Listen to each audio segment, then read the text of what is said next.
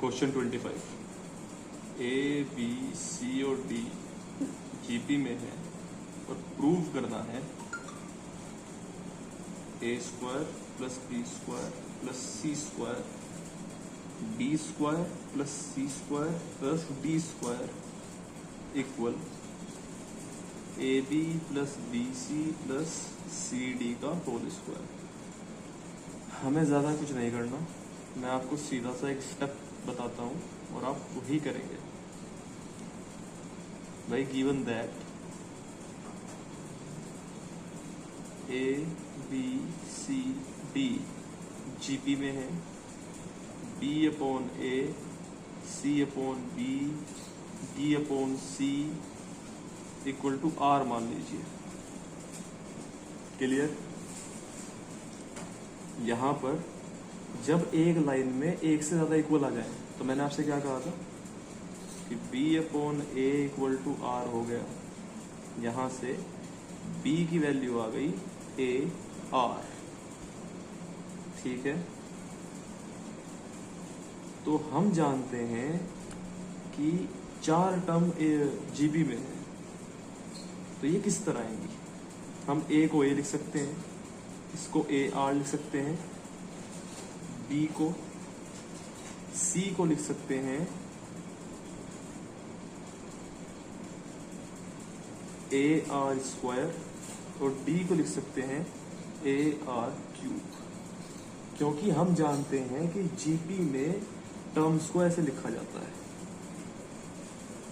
4 term GP में है, GP की 4 टर्म ये आएंगी, जहां पे आर की वैल्यू हम बता देते हैं क्या है। चलिए अब LHS इक्वल टू देखते हैं। लेफ्ट हैंड साइड में हमें दे रखा है A square plus B square plus C square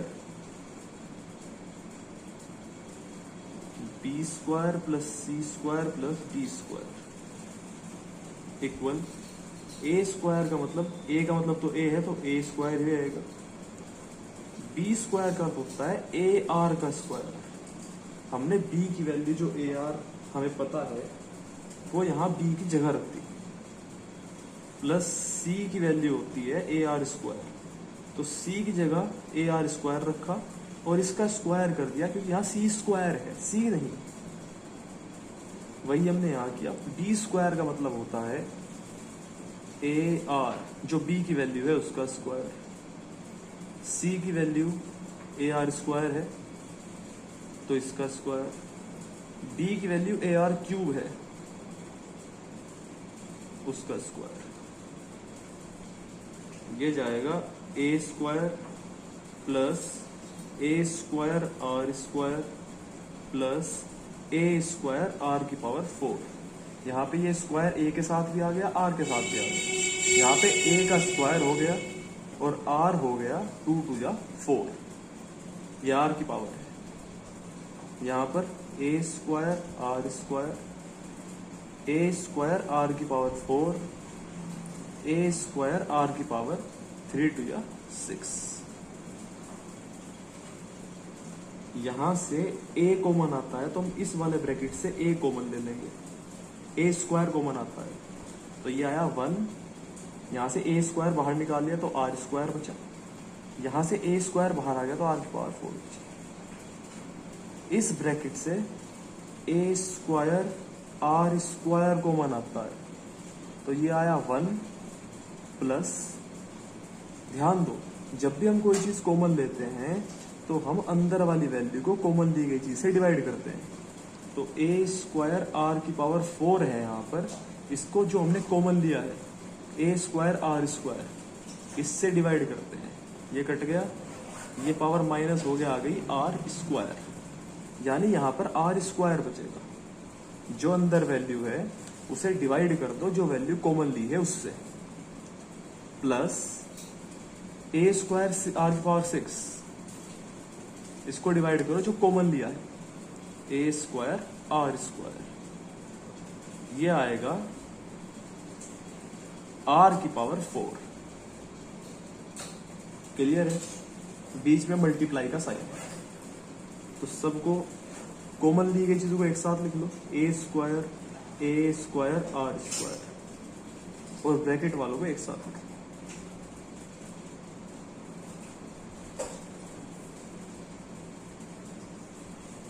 ये हो गया ए की पावर 4 आर स्क्वायर और यहां पर ये हो गया 1 plus R square plus R की पावर 4 का स्क्वायर।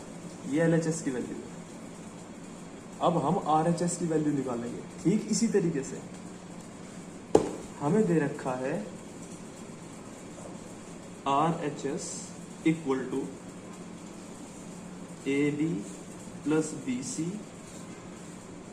प्लस सी डी का होल स्क्वायर।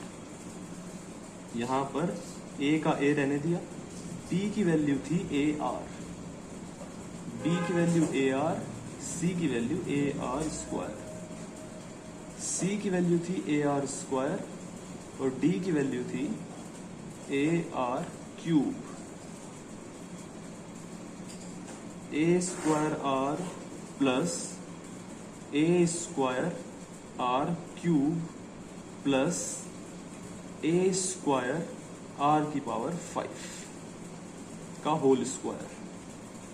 ये a इंटू ए स्क्वायर हो गया, आर का आर आ गया, a into A square R की पावर 1 आर की पावर 2 ऐड होकर हो जाएंगे 3, क्योंकि मल्टीप्लाई में पावर ऐड होती है। सेम तरीके से यहाँ a स्क्वायर आर की पावर 5 आ गया। क्लियर? देखो कि a स्क्वायर सब में है तो कॉमन ले लिया, r भी सब में है तो कॉमन ले लिया। ब्रैकेट में आया 1 प्लस ए स्क्वायर बाहर आर स्क्वायर प्लस आर की पावर 4 का होल स्क्वायर। अब ये कैसे आया? हम जानते हैं जो अंदर दे रखा है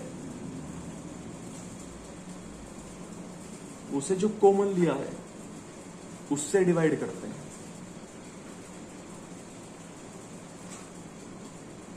यहां पर अब ये स्क्वायर इसके साथ भी आ जाएगा और इसके साथ भी आ जाएगा।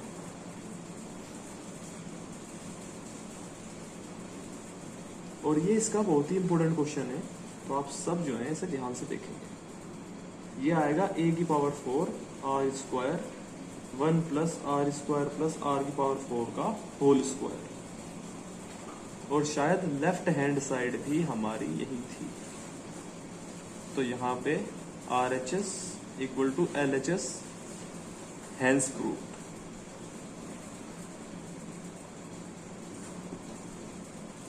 ठीक है बच्चों, चलिए